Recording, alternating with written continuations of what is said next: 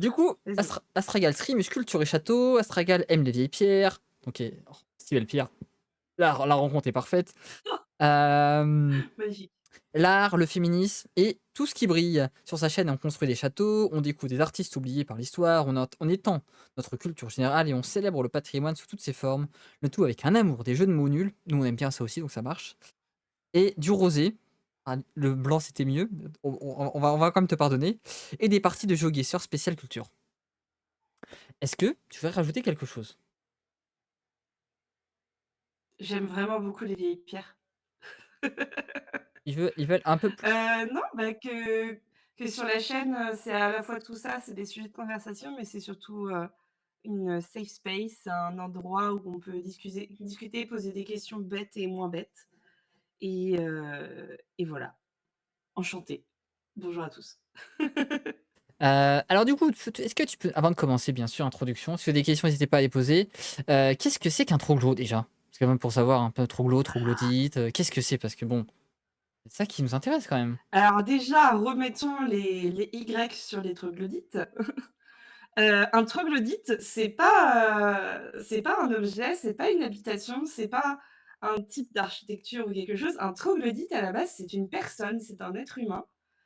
C'est la personne qui habite, justement une cavité troglodytique. Bon, bien entendu, pour, la simplicité, du langage, on peut, dire, qu'on visite des troglodytes, on peut dire, tel endroit est troglodyte.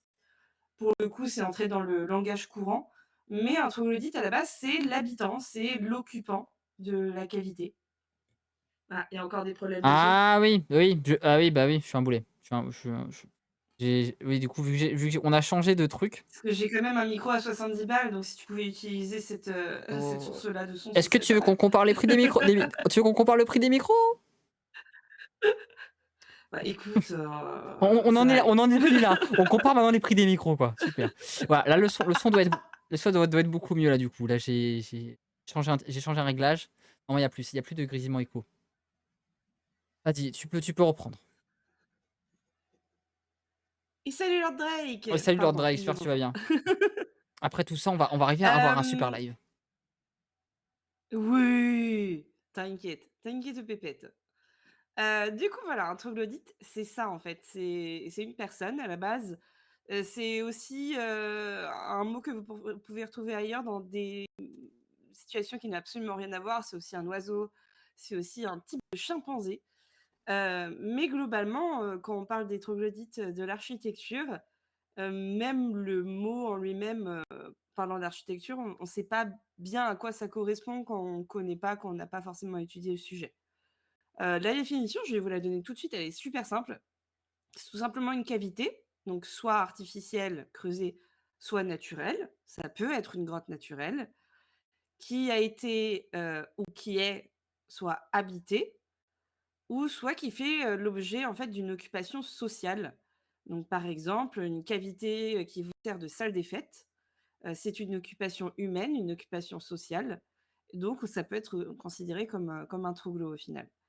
Hem et par contre, dans les usages de cette cavité, on met complètement à part l'usage de l'extraction, en fait, des des carrières d'extraction qui, elles, ont vraiment une activité complètement à part de l'environnement troglodytique, en fait et de justement, tout ça. Du coup, ce qui fait que dans, qu'est-ce qu'un troglo? C'est assez fun parce que quasiment tout peut être un troglo.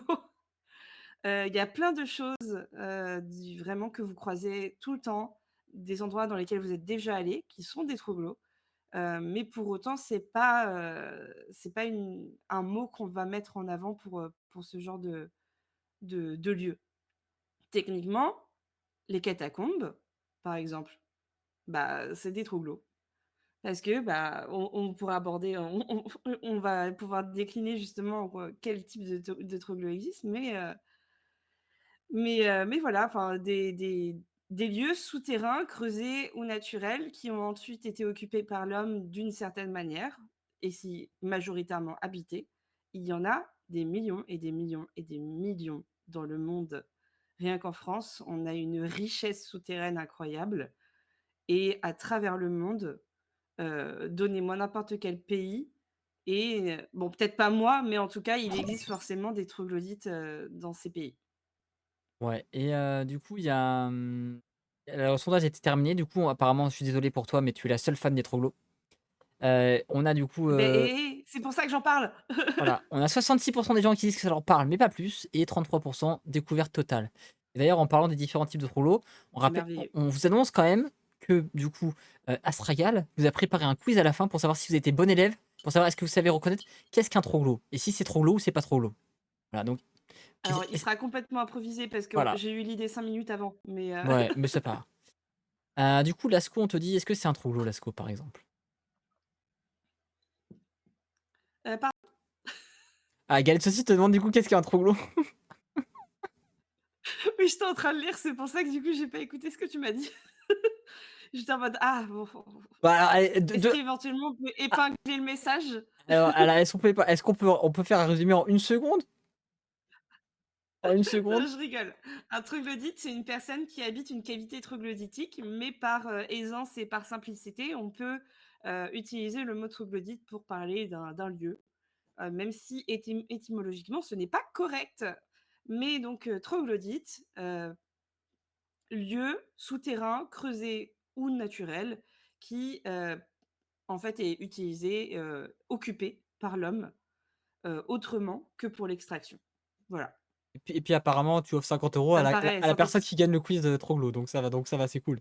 Alors les 50 € ne viennent pas de moi, bien entendu, je tiens à me dédouaner de cet engagement. OK et Résumé des troglos dans les troglos, exactement. Troglo, j'ai honte d'être trop hauteur. Habitation, aisance, tout ça, OK, c'est une personne qui habite une cavité à la base, c'est dans la cavité, elle est MM. 150 €, OK, non, toujours plus. Ah non, ça je pense que non, je pense que ça va aller. Mais Astragal, si elle veut le faire, mais je suis pas sûr qu'elle ait très envie. Et du coup, dans ces cavités, on peut peut-être passer, sur leur rôle, l'évolution du rôle qu'elles ont eu ces cavités, parce qu'au cours de l'histoire, elles ont quand même ça a bien évolué ce rôle que ça ces troglodytes. Alors, pour vraiment, reprendre l'histoire, je vais pas, vous faire un dans le détail parce que on n'a pas plusieurs heures devant nous juste pour ce sujet-là. Mais globalement, l'habitat troglodytique, c'est vraiment aux origines mêmes de l'histoire de l'homme, avec un grand H, bien entendu. Parce que, c'est en fait, c'est la naissance de l'habitat en lui-même. Avant que l'être humain ne construise son habitat, heu, c'est enfin, on a retrouvé, hein, des traces archéologiques, de tout ça. Ça a été prouvé que les habitats étaient essentiellement, en fait, des abris sous roches, heu, étendus. Ce qu'on appellerait aujourd'hui des semi-troglodytes, c'est-à-dire une cavité avec une fermeture construite, voire même un petit peu avancée, avec une sorte de semi-cabanon à l'entrée de la cavité. En fait, on utilisait les ressources naturelles et les reliefs naturels déjà existants, puisqu'on n'avait pas les outils à l'époque pour creuser, enfin complètement la cavité. C'était aussi l'époque à laquelle il n'y avait pas encore les outils pour construire. Il n'y avait pas encore, des matériaux suffisamment divers pour pouvoir, avoir des constructions vraiment solides. Donc vraiment à la base de la base de la base, les troglos, c'est en effet le premier habitat. Alors attention, bien différencier quand même avec je suis certaine que vous y avez pensé, même sans le vouloir, à cette image de l'homme des cavernes. On a cette image, dans l'inconscient collectif, de l'homme des cavernes, c'est même une expression, l'homme des cavernes. Et cette image un petit peu sombre, de personnes qui auraient vécu dans des grottes. Ça, je peux vous le dire tout de suite, il n'y a pas, d'être humain qui a vécu dans des grottes. Les traces qu'on le retrouve aujourd'hui dans des grottes assez profondes, ça a été prouvé, relativement récemment d'ailleurs, que c'était plutôt pour un but, à la fois artistique et à la fois, surtout, comment dire? Pas religieux mais, spirituel. Heu mais en fait, il n'y avait pas d'habitat aussi profond dans les caves. L'habitat se situait vraiment à l'entrée même de la cave, justement parce qu'il n'y a aucune période dans notre existence où l'être humain a eu envie de vivre dans l'obscurité la plus totale et du coup, cette image que l'on a qui est assez sombre, exactement, sombre, humide, où nous-mêmes aujourd'hui on se pose la question: «Mais comment on peut vivre là-dedans?» Bah, c'est simple, personne n'a vécu dans ce genre de cavité aussi profonde. Mais à la base de la base, vraiment de l'habitat, de l'histoire de l'habitat était troglodytique. Ensuite semi-troglodytique et ensuite on est passé à l'habitat construit. Pour autant, l'habitat troglodytique n'a pas disparu. Au contraire, il est resté très utilisé et utile dans énormément de régions. Il y a une petite règle dont vous pouvez vous souvenir qui est super simple. C'est à partir du moment où la roche est suffisamment tendre pour être creusée, vous pouvez être quasi sûr qu'il y a eu ou qu'il y a encore des troglos dans la région que vous observez. Exemple parfait, le Val-de-Loire. Le Val-de-Loire, toute la zone, d'à peu près Saumur, jusque après la Touraine, qui est entièrement faite de tuffeau. Le tuffeau qui a servi à construire les châteaux de la Loire, une très belle pierre blanche, facile à extraire, facile à tailler, facile à creuser.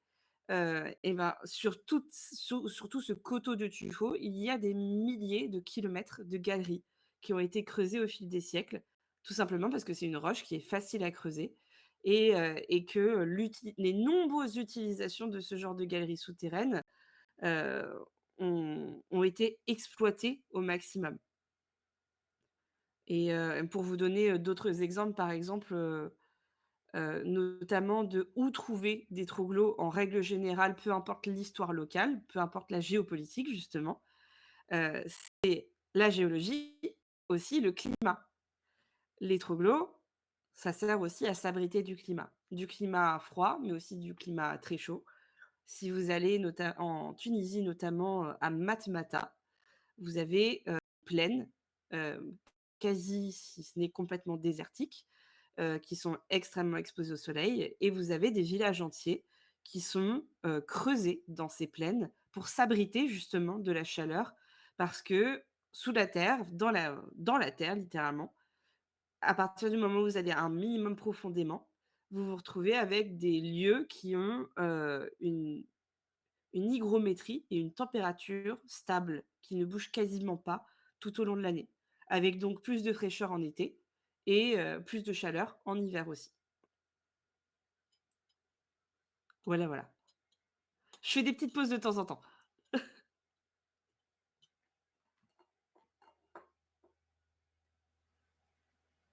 Alors, je t'entends pas. Je m'étais coupé, pendant que tu étais pour pas vous faire partager pareil Ah! que je tousse. Du coup, j'ai montré une petite image du coup, trop glauque que j'ai trouvé sur internet là, un petit village du coup que tu parlais justement là dans le Ah! Val-de-Loire, un des souterrains Alors troglodytes. l pour, vraiment voir des vrais troglos, tu peux taper Souzé-Champigny ou alors, Comment ou sous Turcan. pour quand? Parce que là, en fait, ça, c'est une ancienne galerie d'extraction, qui a été, en fait, sculptée. Pas vraiment pour une utilité particulière, c'est purement artistique et esthétique. Donc j'avoue que c'est pas forcément un des meilleurs exemples, mais si tu tapes Turcan, Souzé-Champigny, Dampierre-sur-Loire, là, tu vas avoir des très, très belles images justement des troglos du Val-de-Loire. Ouais, c'est possible que ça bug un petit peu, le PC il est en train de il est un peu en train il souffre un peu. Turquant, j'essaie de trouver C'est ça, c'est Turcan, ouais. en attendant et on avait quelques questions qui étaient posées en attendant, par exemple, pour me parler de des Hobbits. Oui, Les Hobbits, est-ce que c'est Troglo ou pas? oui, absolument. OK et Techniquement, c'est creusé sous la terre. question importante qui était posée par Lord Drake tout à l'heure, c'est quels sont les avantages et les inconvénients d'un habitat troglodyte? Ah, plein. C'est une bonne réponse, merci. L'obscurité, Merci pour la réponse, hein. Merci. Bah, question suivante du coup? heu, non, mais il y a une des premières choses auxquelles on peut penser souvent et très vite, c'est l'obscurité. On peut se dire, bah, forcément, une cavité, c'est obscur. Mais en fait, il y a une solution hyper simple, c'est en fonction de comment vous exposez, en fait, votre cavité. Puisqu'en fait, vous choisissez, par rapport à votre plaine ou par rapport à votre falaise, vous essayez, en fait, d'orienter vos fenêtres et vos portes de manière à justement pouvoir, bénéficier d'un ensoleillement maximum. Et généralement, les habitations troglodytiques sont pas ultra profondes, ce qui fait qu'on a de l'ensoleillement naturel à peu près partout. Donc ça, c'est même pas un problème.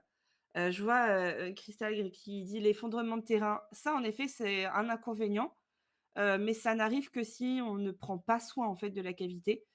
Par exemple, une cavité qui a été abandonnée, qui subit des changements de température et d'hygrométrie à toutes les saisons, c'est-à-dire une très grande différence entre chaud et froid sur une même année, avec, beaucoup d'humidité parce que, par exemple, on a mis du béton au sol et que la pierre peut pas respirer. Plein de petits détails qui font que la cavité n'est pas entretenue. En effet, ça peut fragiliser la roche et ça peut causer des effondrements. Dans les causes des effondrements, il y a aussi tout simplement ce qu'on fait autour de la cavité parce que, par exemple, si vous vous mettez à creuser un puits, au-dessus de la cavité, forcément, ça va créer des points de faiblesse et effondrement. Oui, l'amplitude thermique, exactement, c'était le mot, que je cherchais. Et après les avantages, là on arrive sur un des sujets généralement que j'aborde toujours un peu à la fin, mais là on y arrive, de plus en plus tôt. C'est le problème du réchauffement climatique, des changements justement climatiques extrêmes, des catastrophes climatiques et cetera. Et ben, avec un Troglo, vous êtes en sécurité par rapport à tout ça. Si vous entretenez bien votre cavité, vous avez une cavité, dans laquelle, la différence de degrés sans chauffage, heu, est de maximum enfin l'amplitude thermique est de maximum 10 degrés. L'humidité, ça pourrait être un problème, mais pareil quand c'est bien géré, notamment si vous faites, vos petits feux de cheminée régulièrement dans la saison, même en été, ça assèche la pierre et ça chasse l'humidité. Donc, il y a toujours en fait, être troglodyte, c'est à la fois un état d'âme forcément parce que c'est toute une esthétique et c'est une certaine mentalité quand même pour vivre dans un trou dans la terre littéralement. Mais c'est aussi, des compétences et des savoirs qui se transmettent de génération en génération. C'est pour ça qu'aujourd'hui, il y a pas mal de troglos qui sont fragilisés, qui sont même comblés en fait pour éviter, que ça s'effondre et qu'il y ait des parties entières du coteau dans le Val-de-Loire qui s'effondrent. Hem, mais c'est parce que voilà, il y a plein de savoirs qui se transmettent de génération en génération, qui s'est perdu, au fur et à mesure là du siècle dernier où justement il y a eu de moins en moins d'habitants troglodytes. En tout cas, là, je vous parle vraiment pour l'histoire, de française.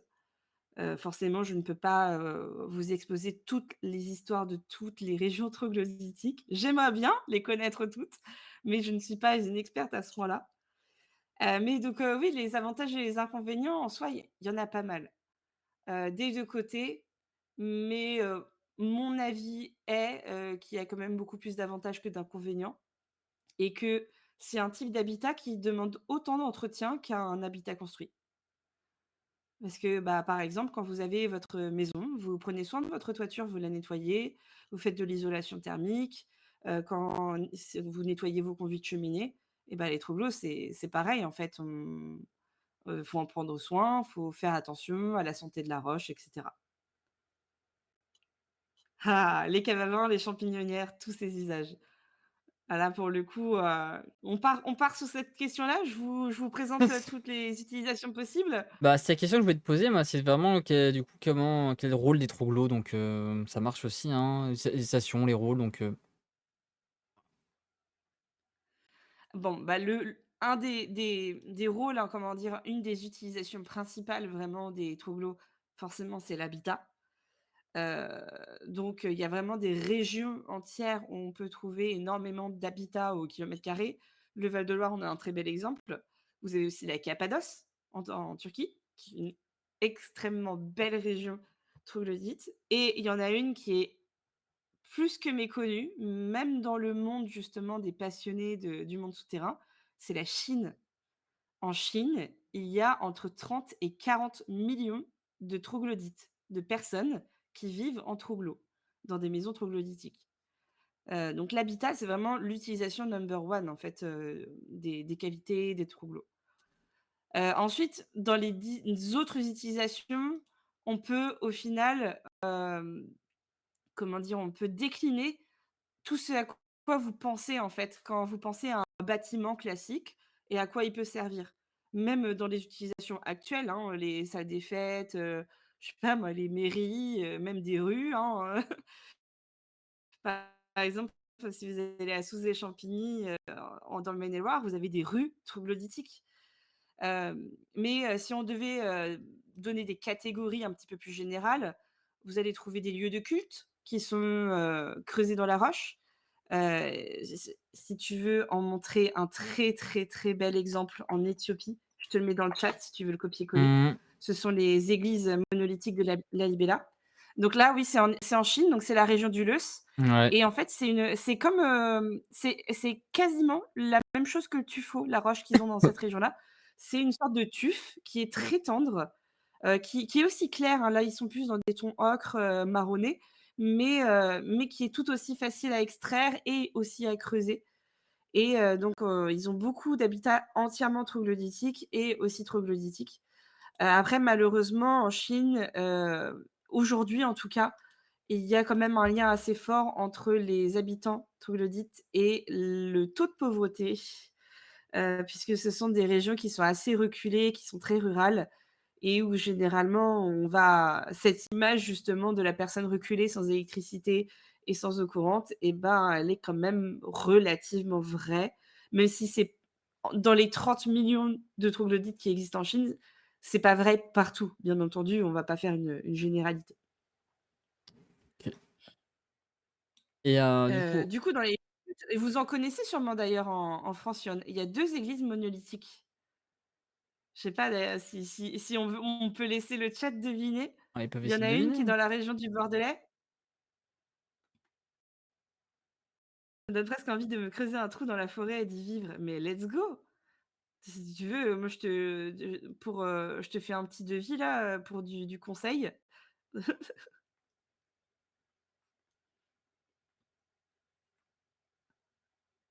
Des catacombes, l'aspect religieux, exactement.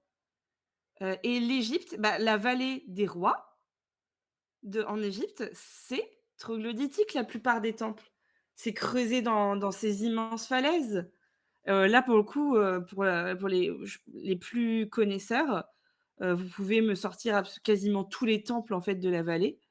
Bah, forcément, oui, je vais vous dire à chaque fois: «Oui, oui, c'est Troglo, oui, c'est Troglo, oui, c'est Troglo». Parce qu'en fait, là pour le coup, dans la vallée des rois, on n'est plus tellement dans, l'aspect lieu de culte, mais on est carrément dans l'aspect lieu de sépulture.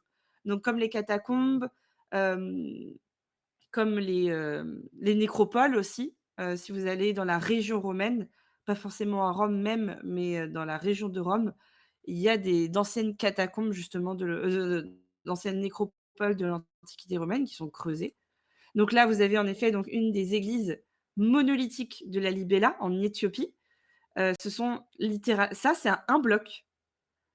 Vraiment, mais le génie architectural pour construire, pour, déconstruire d'ailleurs, puisque c'est pas de la construction, c'est la construction en négatif, en fait.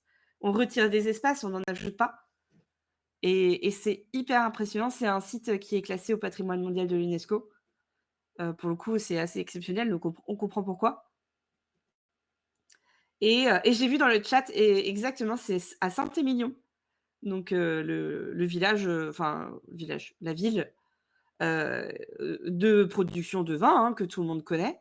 À Saint-Émilion, il y a une église monolithique aussi, bon qui est pas forcément en très bon état. Quand on la visite, on a de magnifiques échafaudages, enfin, c'est même pas des échafaudages, en fait, c'est une structure métallique qui permet de faire tenir le tout debout. Et je vois Douai-la-Fontaine. Douai-la-Fontaine, c'est aussi, dans le Saumurois, c'est aussi dans le Val-de-Loire et contrairement aux coteaux, en fait, du Val-de-Loire, là, de plaine et là, attention, petite sous-catégorie dans les types de troglodytes, il y a les troglos de falaise. Donc c'est littéralement, vous avez une falaise et vous creusez à l'horizontale. Et il y a aussi les abris sous roche, donc vous avez une falaise, vous avez un creux dans la falaise dans lequel vous pouvez vous installer, donc qui va être soit au niveau de la terre, soit en hauteur, ça va généralement permettre d'ailleurs de se protéger, en cas de conflit et En troisième catégorie, vous avez les troglodytes de plaine. Donc, c'est littéralement, vous avez une plaine et vous creusez à la verticale. Et où là, c'est encore plus vrai que vous êtes dans le sol par rapport aux falaises où vous êtes dans la roche, mais vous n'êtes pas forcément dans le sol. Du coup, là, tu nous as parlé des différents types de troglos Heu, là, qui existaient. C'est peut-être quoi ouais, les plus grands troglos qu'on connaît, peut-être les plus connus, les plus imposants, enfin les plus, peut-être monumentaux, les principaux?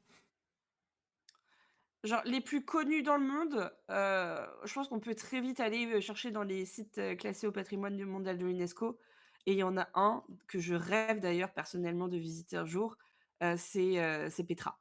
Petra en Jordanie, c'est un des plus sollicités, un des plus connus, un des plus, mystérieux, même si pour le coup, c'est un site qui est immense, mais qui a fait l'objet de suffisamment de fouilles pour mieux comprendre, ce que c'était à l'époque.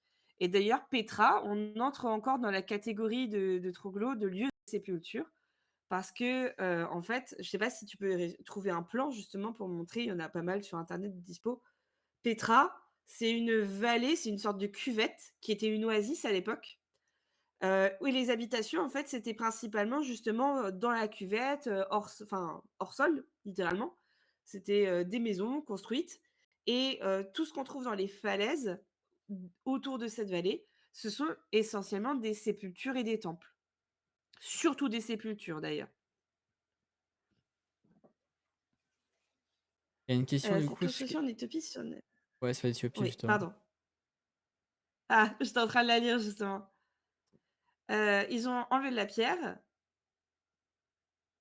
Bah, quel est l'intérêt de ça? Bah, c'est aussi sûrement peut-être qu'ils n'avaient pas la possibilité d'extraire de la pierre pour construire à côté. Peut-être les cacher aussi, le lieu. Peut-être qu'il existait justement un système qui permettait de cacher en fait à plusieurs kilomètres à la ronde. Quand c'est des troglodytes de plaine, généralement un des premiers intérêts, c'est de se cacher et de ne pas être visible de loin. Dans la région de Douai-la-Fontaine, par exemple, les villages troglodytes de plaine, c'était ça l'objectif de base. C'était déjà de se protéger des invasions et des conflits armés, en étant invisible, tout simplement au repérage de loin. Donc là, par exemple, pour une église comme ça, c'était peut-être ça. Je connais pas l'histoire, de l'Éthiopie suffisamment pour pouvoir, le conclure et il y a aussi, la prouesse architecturale, honnêtement. Pourquoi on a construit des cathédrales? Alors dans ces cas-là, pourquoi on ne creuserait pas une église dans le sol avec en essayant d'innover avec de nouvelles techniques, pourquoi pas? Mais du coup, Alors, je quand te on laisse éventuellement lire une autre question, je vais juste faire une petite pause mouchoir. une petite pause soir ouais, non, du coup, ouais, là, tu parles des différents troglos, mais quel est leur rôle et leurs intérêts principaux quand ils ont été construits? Est-ce qu'il y avait un objectif particulier? Tu as dit, il y avait beaucoup d'habitat, mais est-ce qu'il y en avait d'autres, du coup, dans la construction de ces différents troglos? Il y a beaucoup de cavités qui, sont tout simplement d'anciennes carrières d'extraction reconverties. Par exemple en Pologne, c'est le cas.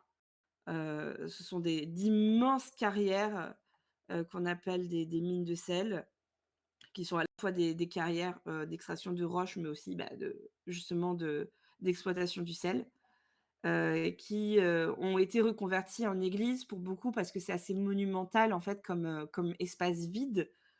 Hem dans la manière de creuser en fait certaines carrières, on a beaucoup cette forme qui fait penser justement à des lieux de culte, bon plutôt du catholicisme.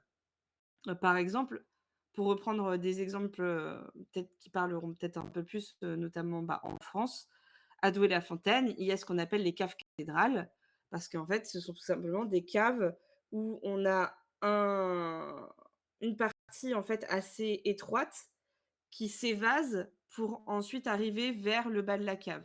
Ça fait une sorte de forme de bouteille, mais qui fait aussi une forme un peu de cathédrale et en plus elles sont immenses, ces cavités. Elles peuvent faire plus d'une dizaine de mètres de haut, voire même 20 ou 30 pour les plus grandes qui existent. Donc ce sont des grands espaces où je pense que comme n'importe qui à n'importe quelle époque, il y a forcément des gens qui se sont dit: «Mais attends, on a un espace vide, heu, qui sert à rien, faut qu'on en fasse quelque chose, n'importe quoi. C'est souvent devenu des lieux de culte parce qu'il y a quand même ces formes qui sont assez inspirantes et qui sont assez spirituelles.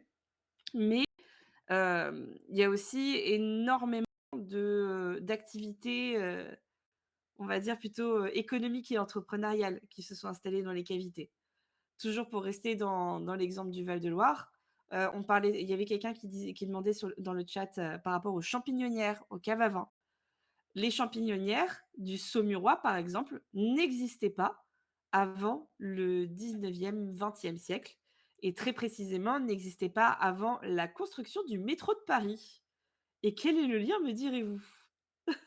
Bonne question, En hein. fait, au moment de la construction de Paris, il y avait pas mal d'anciennes carrières qui ont servi à construire la ville, qui sont actuellement sous Paris encore, qui existent encore aujourd'hui, mais qui ont dû être, soit comblées, soit occupées pour accueillir le tout nouveau métro de Paris. Et sauf qu'en fait, il y avait des gens qui s'étaient installés dans ces anciennes carrières, qui étaient des tout simplement des champignonistes, des personnes qui cultivaient des champignons directement sous les rues de Paris. Chassés, ils se sont réfugiés pour, la plupart en région parisienne, donc encore aujourd'hui, il y a beaucoup de champignonnières autour de Paris, mais il y en a énormément qui sont partis beaucoup plus loin, qui se sont «réfugiés» entre guillemets à Saumur, où il y avait des milliers de kilomètres de galeries vides. Et c'est à peu près à cette même époque, sans forcément de lien direct, que se sont aussi installées des grandes caves à vin. Donc, par exemple à Kerman, Bouvet-la-Dubé, Langlois-Château, qui sont des caves plutôt spécialisées dans la production de bulles, d'effervescents, qui se sont installées notamment, justement proches de Saumur dans d'anciennes carrières. Donc, il y a pour beaucoup de troglos qui existent aujourd'hui, c'est de la reconversion, en fait. Même si on peut pas considérer les carrières tout court comme des troglos. Par exemple, si vous avez une carrière et qu'elle n'a jamais servi à autre chose après, ce n'est pas un troglo, ça reste une carrière, c'est tout. Alors que cette carrière, si vous la transformez en habitat, en je sais pas, en salle de réception, en lieu de culte, en lieu de production, de stockage, et ben, là, ça devient un troglo parce qu'il y a eu vraiment une utilisation humaine et sociale du lieu. Et oui, à Bordeaux aussi, c'est aussi un gruyère de carrière. Beaucoup de grandes villes, en fait, reposent sur des espaces vides et sur des gruyères. On ne s'imagine pas. À la fois, il y a beaucoup de mystères autour des espaces souterrains. C'est-à-dire qu'on a tous un peu cette image du tunnel caché sous le château qui reliait justement à des sorties cachées. Euh, il y a beaucoup aussi de mythes et de légendes autour justement des souterrains refuges de guerre. Si vous tapez, souterrain, refuge ou alors, mmh, légende souterrain, vous allez beaucoup tomber sur des histoires de guerre, de conflits.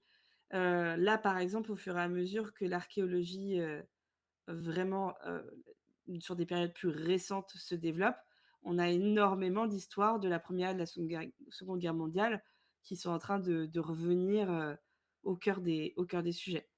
Donc, il y a cette, image un peu, mystérieuse, mais à la fois qui est extrêmement fondée, parce qu'il y a vraiment des souterrains partout. C'est comme je vous ai dit au début, hein, c'est partout où la roche est suffisamment tendre pour être creusée, il y aura des souterrains. D'ailleurs, du coup, peut-être revenir sur cet aspect, à la base, c'était plus des habitats, peut-être comme disiez, de des gens qui ont essayé de vivre et après c'est peut-être une C'est ça. évolution sur, de refuges. En fait, les gens ont essayé à la fois en voie de communication, en voie de transfert et en voie de protection, de survie. Comment tu peux expliquer peut-être cette évolution de l'utilisation des troglodytes à travers le temps? Alors pour le coup, les souterrains refuges, généralement, leur, construction et leur évolution, leur utilisation, elle se fait vraiment à part du concept d'habitat. Les souterrains refuges, donc littéralement des souterrains dans lesquels vous allez vous réfugier en cas, de danger, peu importe le danger, hem, ça existe depuis toujours. Le fait de se réfugier sous la terre pour se protéger soit d'un conflit armé, soit, du même d'une tempête, hein. Les bunkers pour se cacher des tornades, ça date pas d'hier. Hem et qu'est-ce que je voulais dire? J'ai perdu, c'est pas grave, ça va me revenir. Et donc oui, les souterrains refuges, la plupart du temps, ce sont des souterrains qui ont été créés pour être des refuges. Là, pour le coup, on est un petit peu à part de l'habitation. La plupart des souterrains refuges se font en complément d'habitations plutôt construites, c'est-à-dire des habitations de surface qui sont visibles, qui sont exposées. Et on va avoir un peu en négatif de cette vie de surface des souterrains qui ne servent que à se cacher. Hem, c'est vraiment une catégorie de cavité à part parce qu'il y a tout un type d'architecture et toute une ingénierie très particulière au souterrain refuge. Rien que par exemple pour l'entrée du souterrain, l'entrée et la sortie, si imaginons vous habitez un village, vous voyez qu'il y a des armées qui vous arrivent sur la gueule, vous allez dans vos souterrains refuge, OK. Et puis, bah, faut fermer la porte. Mais la porte, faut pas qu'elle puisse être ouverte de l'extérieur. Mais par contre, faut quand même pouvoir l'ouvrir de l'intérieur parce qu'on sait jamais si, tout d'un coup, un connard a décidé de faire du feu, et de diffuser bah, voilà, de la fumée alors que les conduits d'aération ne fonctionnent pas bien. Ça intoxique tout le monde. Vous allez vouloir sortir du souterrain et puis aussi, c'est un souterrain refuge temporaire, vous allez pas y rester, une éternité en soi. C'est ça aussi qui différencie, l'habitat trouglo d'un souterrain refuge, c'est qu'il y a cette dimension de habitat trouglo, c'est permanent, souterrain refuge, c'est temporaire et le fait que vous n'allez pas trouver les habitats et les souterrains refuges au même endroit pour les mêmes utilisations. Mais les souterrains refuges, pour le coup, il en existe à absolument toutes les périodes et elles dépendent essentiellement énormément du contexte géopolitique. Par exemple, la plupart des, souterrains refuges que vous allez trouver en France, souvent, pas tous, mais souvent, ils sont apparus à peu près au moment des invasions vikings. Alors c'est pas une époque que je connais très bien, donc je vais pas forcément beaucoup m'étendre là-dessus parce que j'ai trop peur de dire des bêtises. Mais en fait, il existe des centaines, voire même des milliers de sites différents en France. Il y en a forcément près de chez vous. Des souterrains qui datent d'un moment, dans la période, peut-être à partir de la fin de l'Antiquité, pendant toute la période du Moyen Âge aussi. Quand j'ai fait mes recherches, je suis tombée par exemple sur, des souterrains refuges qui, ont servi en fait, qui ont été creusés dès le 3e siècle, qui ont servi pendant la guerre de 100 ans. Alors attendez, je vais vous retrouver ça, parce que du coup j'ai fait là, je vous parle, mais j'ai quand même cherché des petits exemples. Si voilà, si tu cherches la cité souterraine de Naour, près d'Amiens, on dit comment? Amiens ou Amiens? Je le mets dans le chat. À Naour, Ça dépend si tu es dans le c'est sud ou pas, le hein. plus grand complexe comment? Ça dépend si tu es dans le sud ou pas, comment tu prononces, hein. Heu, du coup, à Naour, c'est le plus grand complexe connu de souterrains refuge en France, qui a servi dès le 3e siècle, puis pendant les conflits des 15 siècles suivants, à peu près. C'est quand Naours. même ouais, ils ont bien servi. Ouais, c'est des beaux souterrains. Alors, ça ne m'aide pas Farid, de Busset, On dit on dit C'est on dit beau, hein? on dit Amiens. Voilà. On dit voilà, je vais l'écrire en le disant. Et d'ailleurs, si vous aimez, voyager dans le monde, justement à travers les espaces souterrains, un équivalent de la cité souterraine de Naour, bon qui était essentiellement un souterrain refuge, c le but c'était pas d'y rester donc il n'y a pas non plus, comment dire? Il y a pas tous les bâtiments dont vous avez besoin pour vivre pendant plusieurs mois, par exemple. Alors que par contre, si on va en Turquie, là je vais te les copier-coller parce que les noms, même moi je retiens pas, Mmh. si tu vas à Derinkuyu, je ne sais même pas si ça se prononce comme ça. Dilinkuyu. Ah ouais. À Dilinkuyu. Derinkuyu, c'est sûrement la plus grande cité souterraine du monde, qui Donc à la base était justement un complexe souterrain essentiellement pour, servir de refuge et qui en fait, à cause de l'histoire justement locale et des conflits, récurrents que rencontrait la population, ils ont élargi et diversifié les activités possibles dans, dans la ville et en fait aujourd'hui, cette ville, elle fait jusqu'à 85 mètres de profondeur. sur 8 étages prospectés, donc c'est-à-dire qu'on ne connaît que 8 étages sur on sait pas. La superficie exacte de cette ville est inconnue et elle est entièrement fonctionnelle avec des écuries, des salles à manger, des églises, des caves, des réserves, il y a même une école et c'est là aussi où on retrouve les plus beaux exemples. Tu vois la toute première image à gauche, Mmh. c'est une porte justement. En fait, c'est une porte en forme de meule, donc c'est une grande pierre ronde qu'on fait, rouler, en qui barre le passage, en fait. Et il y avait tout un système assez ingénieux qui faisait que ce système, on ne pouvait l'ouvrir et le fermer que de l'intérieur. Donc tu avais intérêt d'avoir fait rentrer tout le monde avant de fermer. Toutes les personnes qui se retrouvent enfermées dehors, bah, tant pis pour elles, quoi. 20 000 personnes Oui, quand même, ça hein. s'écrit aussi Dirichkuyu sans O. En fait, il y a plusieurs écritures possibles en francisé, on va et en Derinkuyu. fait, j'ai plein d'autres noms de villes, hein, si ça vous intéresse. Mais du coup, là, toutes ces il y avait une question tout à l'heure sur ça, sur ces différents habitats troglodytes.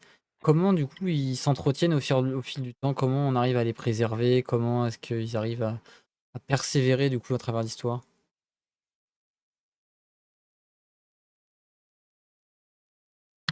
Excuse-moi. Hem et ben, en fait, ça se conserve essentiellement en les utilisant.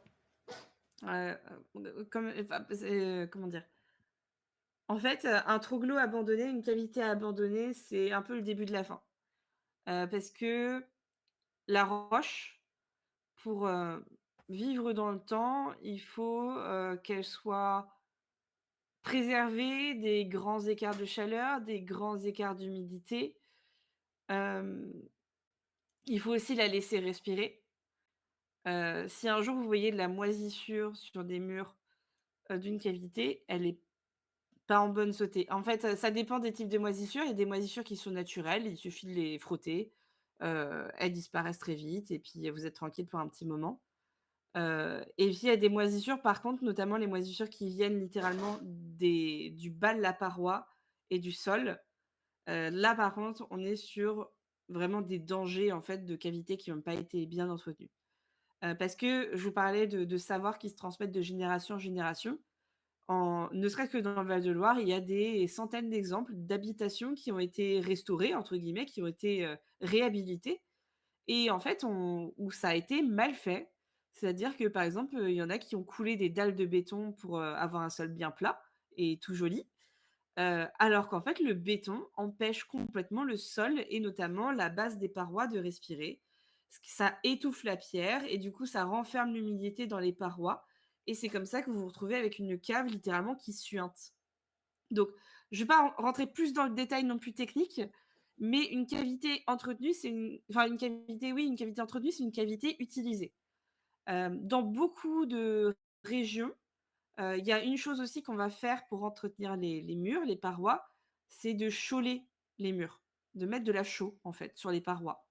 Par exemple, si vous allez, sur les îles grecques, comme celle que vous connaissez tous qui s'appelle Santorin. Hem, Santorin, on connaît bien les maisons blanches à toit bleu et en fait, souvent, il y a des cavités justement cachées derrière tout ça. On est littéralement sur une falaise, une accumulation d'habitations sur une falaise et derrière quasiment chaque habitation, généralement, il y a une cavité qui est généralement était le cœur de l'habitation avant, mais bon, ça s'est perdu avec le temps et ces murs blancs, c'est de la chaux et ça sert justement, bah, déjà pour un aspect esthétique, bien entendu, mais aussi pour entretenir les murs, les protéger des intempéries pour la partie de la cavité qui est exposée, à l'extérieur.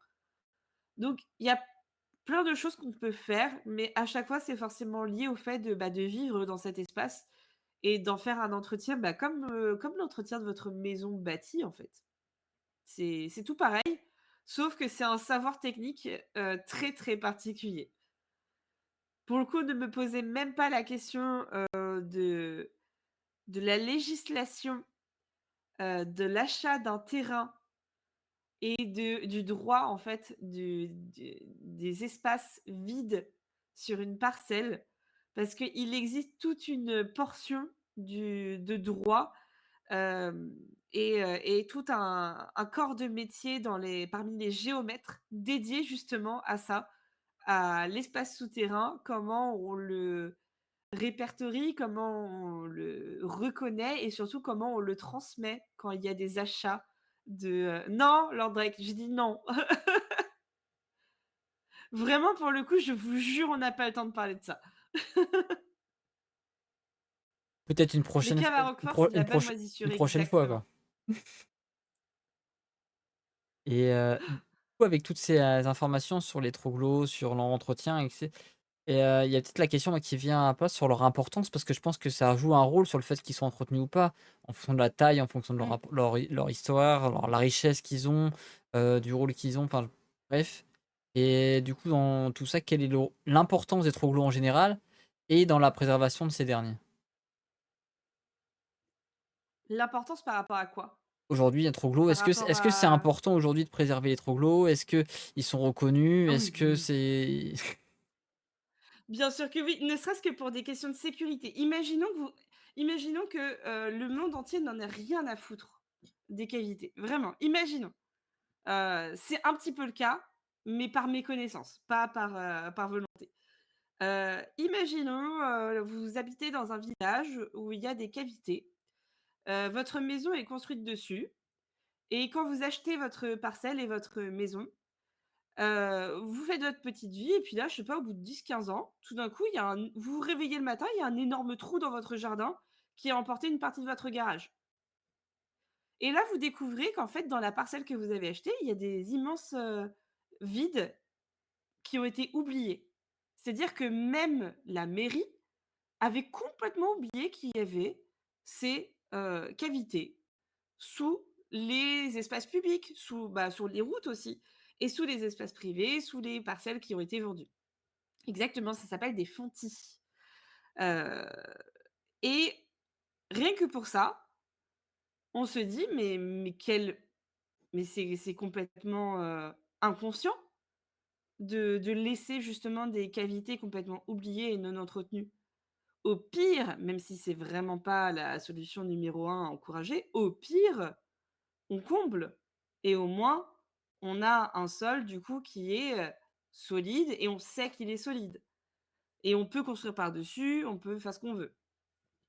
Hem, Pareil, pour les troglos par exemple de coteaux. Imaginons vous avez votre coteau et puis, vous avez un viticulteur qui s'est installé au-dessus d'anciennes, cavités. Les vignes, ça a des racines qui peuvent aller jusqu'à 10, 15 mètres de long. Ça va creuser leur petit chemin, dans la roche. Ça va fragiliser le tout. En dessous, vous avez des cavités complètement oubliées ou juste, complètement abandonnées et on s'en fiche de ce qu'elles deviennent et on les voit tous les jours se désagréger littéralement. Et ben, un jour, il y a un morceau entier du coteau qui va s'effondrer. Et des accidents comme ça, d'effondrement, de fontis, il y en a tout le temps en fait, partout dans le monde. Forcément en France, c'est plus rare parce que, bah, ça dépend des régions et c'est rare que ça fasse des blessés ou des morts, encore heureux. Mais c'est une vraie question en fait de sécurité, ne serait-ce que de savoir ce qu'il y a sous nos pieds. Rien que ça. Hem et l'autre importance aussi, bah, forcément vous l'attendez tous, hein, c'est la valeur patrimoniale, la valeur historique et d'ailleurs, les troglos, c'est assez, fascinant, c'est assez, comment dire? Intriguant de se poser des questions de comment on fait de l'archéologie dans les troglos. Parce que l'archéologie, de base que tout le monde connaît, ben, vous avez une couche et on a construit par-dessus la couche et on a construit par-dessus la couche et on a construit par-dessus la couche et bah, du coup, vous avez la possibilité de retrouver des choses qui se sont accumulées. Alors qu'une cavité, vous avez creusé, puis ensuite, vous avez voulu agrandir, donc vous avez recreusé, vous avez fait disparaître une partie de votre lieu et puis ensuite on a envie de refaire les murs, donc on va, «poncer» entre guillemets et on va choler. Pareil, on va refaire disparaître, je sais pas moi, des peintures, des fresques. En fait, contrairement au bâti, dans les troglos, plus on avance dans le temps et plus le patrimoine disparaît. Ce qui fait que, bah, ça participe au fait que c'est un patrimoine qu'on connaît moins. parce que forcément les découvertes archéologiques, liées à ça sont extrêmement limitées. La plupart des cavités sont extrêmement dures à à dater parce que, bah, les indices sont très rares, sont très, très rares. Hem La valeur, sociale aussi des troglos, c'est tout ce patrimoine immatériel, en fait. C'est tout cet univers, toutes ces connaissances, tout ce mode de vie, des traditions. Il y a même, bah, littéralement des chansons, des contes, des histoires, un patrimoine oral qui s'est perdu avec le temps. Parce que, à l'époque, c'était de véritables communautés qui vivaient en troglo. Donc, l'importance des troglos en soi, elle est multiple et heu et ça fait un peu partie, en soi de tout ce petit patrimoine, en fait, même si j'aime pas le mot, petit patrimoine, qui bah, qu'il faut conserver, hein. C'est et qui est à la charge, des locaux, des habitants.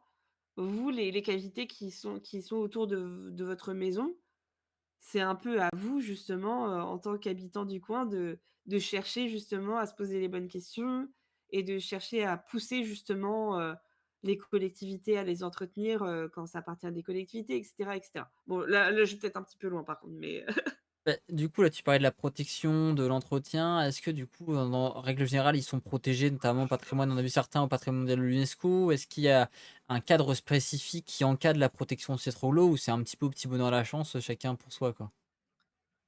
alors ça entre, ça peut complètement entrer dans le cadre des monuments historiques. Par contre, les cavités classées monuments historiques, c'est assez rare. Ouais, donc c'est vraiment petit bonheur à la chance, C'est il faut faire des vraiment grosses rare. demandes, quoi. Faut faire des gros dossiers, quoi. Puis généralement, c'est aussi des sites un peu exceptionnels. Par Mmh. exemple, l'église monolithique de Saint-Émilion, j'ai pas beaucoup de doutes, je suis sûre que si on va dans la base Mérimée, normalement, il a été au moins inscrit, tu vois, au monument historique. Mais par contre, tu vas dans un village où il y a plein de cavités différentes, je doute qu'il y ait, ne serait-ce qu'une des cavités qui soit inscrite ou classée. Parce que, bah, il y a un peu aussi, ce fait que ça fait partie du paysage et que encore aujourd'hui dans les mentalités, c'est beaucoup, «Bon, ça a toujours été là, qu'est-ce que vous voulez qu'on en fasse? Ça a rien d'exceptionnel». C'est dit pour la plupart, les cavités parfois il y a des cavités vraiment, par exemple, je sais pas moi, du 8e siècle ou du 13e ou des vraiment des cavités assez exceptionnelles. Mais en fait, pour les gens, c'est juste, leur cave à vin au fond du jardin. En fait, il y a aussi beaucoup cette problématique du fait que dans beaucoup de régions, bah, en fait, c'est juste des caves et c'est juste des lieux pratiques, ou alors des lieux complètement abandonnés dont on a rien à faire. Ça, pour le coup, je le dénonce pas en mode, «Bouh, c'est pas bien», forcément, c'est Ah. pas bien, mais c'est comme ça aujourd'hui. Après, forcément, si on peut faire changer les choses, ce serait top. Ah moi, je dis pas non. Bah, du coup, pour enchaîner là-dessus, c'est quoi les enjeux qui sont liés, du coup, aux troglos aujourd'hui? Hem, Bah, forcément, il y a cet enjeu de conservation, heu, lié, au fait que c'est très particulier. Les éléments techniques à connaître pour pouvoir conserver une cave dans le meilleur état possible. Sur ce sujet-là, je t'invite à aller voir, la cave, sculptée de Denezé sous Douai. Je l'écris dans le chat encore. C'est un lieu en fait, là pour le coup, on parle de Troglo alors que c'est un lieu, on sait pas ce que c'est. Donc vous allez voir les images, vous allez vite comprendre. C'est une cave avec plein de sculptures, qui sont très énigmatiques, très mystérieuses. Encore aujourd'hui, il y a beaucoup de recherches qui sont faites sur cette cave, et beaucoup de questions sans réponse. Et hem et en fait, cette cave, malgré le fait qu'elle soit connue depuis quelques dizaines d'années maintenant, qu'elle ait été redécouverte, il y a des gros, gros problèmes de conservation et elle est en danger, mais vraiment de destruction totale. Avec la roche qui s'érode, avec, la des champignons très particuliers justement qui viennent, je sais pas si le verbe existe, mais abraser la roche, je sais pas si ça marche. Ah ouais, Hem quelque chose quand et même, il hein. y a vraiment des enjeux, en fait, de conservation. Là, voilà, on voit bien là. La cave des mousseaux, quoi. Qui revient en premier quand je clique? Les sculptures, c'est ça? Oui, c'est vrai que c'est son autre nom. C'est son autre nom, je la vois rarement sous ce nom-là. Je travaillais à la restauration de monuments historiques, je n'ai jamais vu de troglo. Et bah, ça ne m'étonne pas. Mmh. Ça ne m'étonne pas. Après aussi, quand c'est, et du coup tu le sais, heu, les comment dire? Les prérequis et les obligations des monuments historiques à partir du moment où on est classé, ça ne m'étonne pas qu'il y ait extrêmement peu de troglos classés. Parce que, ça coûte cher en fait, aussi, à conserver, à réparer, à sauver. Les entreprises spécialisées dans la restauration de troupeaux, elles restent rares aujourd'hui. Ah, Celles que je connais, généralement, leur activité s'étend partout en France et ils sont overbookés sur, 1-2 ans à l'avance minimum. Parce que, bah, c'est un savoir-faire qui est rare et du coup, oui, il y a cet enjeu de conservation forcément, l'enjeu des fouilles archéologiques, ça aussi, bah, ça pour le coup, je l'ai déjà abordé sans le vouloir et l'enjeu number one, selon moi, pour le coup, ça c'est mon avis, c'est l'enjeu de valorisation. Parce que c'est impossible de faire quelque chose pour les troglos. C'est impossible de ne serait-ce que se mettre en sécurité par rapport à tous ces espaces vides dans la nature, littéralement, si on ne sait pas qu'ils sont là, si on ne connaît pas leurs valeurs et si on n'en parle pas «au commun des mortels» entre guillemets, si on n'en parle pas autour de soi. Au niveau, par exemple, de l'histoire locale du Saumurois, il y a eu justement cette évolution des mentalités. C'est-à-dire que c'est même une expression qui est rentrée dans l'histoire locale. On y parlait du troglo-clodo, donc là je mets bien des guillemets, hein, du troglo-clodo, c'est-à-dire à cette image, des derniers troglodytes qui justement étaient, étroitement liés avec le seuil de pauvreté. Même si ça n'a pas été toujours le cas dans l'histoire, mais à la fin vraiment de cet, «âge d'or» entre guillemets des troglos, c'était essentiellement des personnes en situation de pauvreté extrême qui habitaient dans des cavités. On est passé des troglocs-clodos aux troglocs-bobos, où en fait il y a, peut-être 40-50 ans maintenant et depuis on est toujours dans cette mouvance-là, dans ce mouvement-là. C'est-à-dire qu'on est, dans une phase où il y a justement cette catégorie de la population qu'on regroupe sous le surnom des bobos, qui sont beaucoup dans un retour à la nature, aux valeurs traditionnelles et cetera, du retour au rural aussi, qui ont repris des troglos et qui ont voulu les restaurer, qui pour, revenir au plus proche de la terre, au plus proche de la nature et cetera. Hem, Dans la réalité, c'était pas aussi, comment dire? Cliché que ça, forcément, mais c'est ça, en fait, ça s'est passé vraiment en parallèle du mouvement bourgeois bohème, exactement et aujourd'hui, on est un petit peu plus dans une phase où on essaye de remettre, les points sur les i, où on essaye de reprendre quand même une méthode scientifique, adaptée, où on essaye, tout simplement de communiquer, de valoriser le sujet pour, essentiellement un but touristique, beaucoup.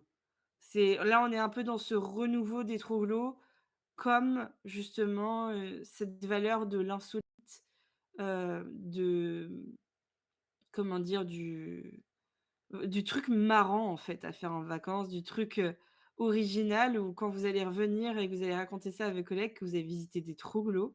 «Attends, c'est quoi, c'est des maisons de hobbits?» et de c'est con, mais on entre vraiment dans cette dynamique de recherche du frisson et du mystère aussi beaucoup et du coup, l'enjeu de valorisation, il est là, il est à la fois là, on peut très bien, choisir de vouloir remettre les point sur les i et de dire, moi, par exemple, je pourrais être la meuf hyper chiante qui est en mode: «Non, un troglodyte, c'est un habitant, c'est pas une cavité. Alors, du coup, c'est faux la manière dont tu le dis, hein».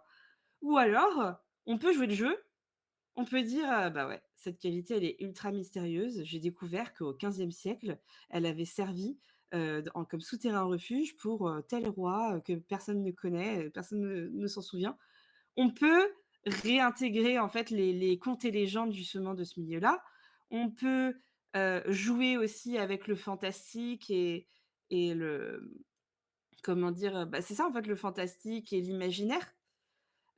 Pour non plus aller dans l'obscurité, mais redonner justement beaucoup de lumière à ce milieu-là. Et pour, redonner la lumière, bah, il faut y aller, il faut les voir, il faut visiter, il faut découvrir. Ça là pour le coup, l'enjeu de valorisation, il est que plein de potentiel.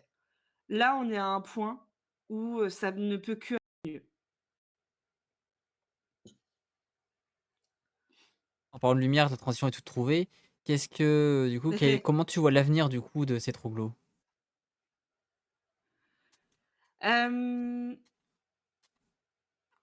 En fait, ça dépend entièrement de l'image que l'on s'en fait et de comment dire? De la culture locale aussi. Par exemple, nous, forcément, la manière dont on voit les troglos en France va pas être la même manière que le voient, par exemple, bah, justement les Australiens avec, les anciennes carrières d'opale qui ont été transformées en villages, hem, ou n'importe où dans le monde. Même justement les Éthiopiens avec leurs églises monolithes incroyables, ils ont pas le même rapport au monde souterrain. Il y a beaucoup cette image culturelle et l'avenir des troglos, il dépend entièrement de ça.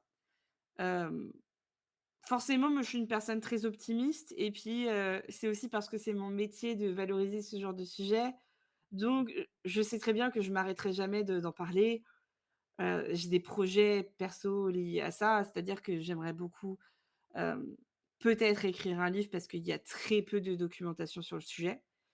Mais en fait, surtout mon but, c'est d'en parler, d'en parler, d'en parler, de pousser les gens à en parler et que ça fasse un peu cet effet papillon, cet effet boule de neige et qu'il y ait de la création autour de ça.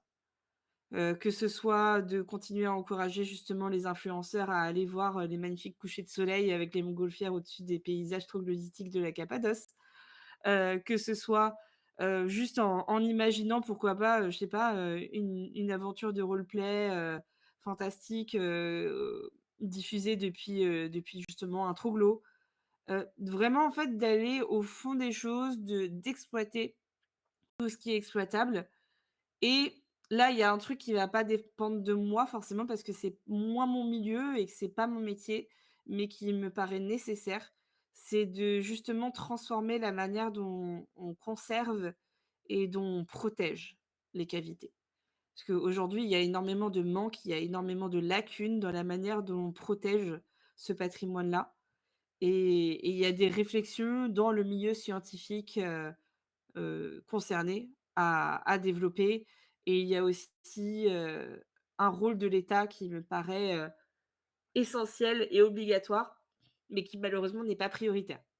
Parce qu'aujourd'hui, beaucoup de cavités, en fait, se trouvent dans l'espace public et sont la responsabilité, par exemple, de la mairie, de la communauté de communes, voire même du département, heu et qui, en fait, sont abandonnées faute de budget et aussi parce que tout le monde a oublié que c'était là. Et en fait, chaque dimension, chaque enjeu va avoir vraiment, un avenir, un peu différent. Mais pour le coup, moi je suis assez optimiste et je ne peux que vous encourager à vous renseigner, à vous balader de page Wikipédia en page Wikipédia parce que c'est un monde qui est absolument fascinant. On n'en finit jamais de découvrir des histoires, à la fois rigolotes, intrigantes, effrayantes. Il y a de tout. Ah, L'hôtel ah Astérien, le ça ministère de la culture, exact. ah bah, de toute façon la culture malheureusement ça manque de financement dans plein de choses, hein. On essaie de faire beaucoup de choses et c'est compliqué de débloquer des financements, mais par contre garder l'optimisme, Mais je le trouve que c'est patrimoine important, est quoi. sauf, Stéphane Bern est là. Voilà, c'est ça. Ouais, bof et On va pas débattre sur Stéphane. Il fait des choses bien, mais c'est pas, voilà. Il a un regard un peu biaisé sur certaines choses, mais c'est pas assez. Mais c'est bien, déjà, il fait Ah des bon? trucs pour ça. Bon, en Ah je bon? Mission il est très sympathique, j'aime beaucoup. J'ai regardé toutes ses émissions, je crois. Mmh. On faisait pas mal de réacs, du coup, pour les compléter parce qu'il y a pas mal de choses de précision à faire dessus.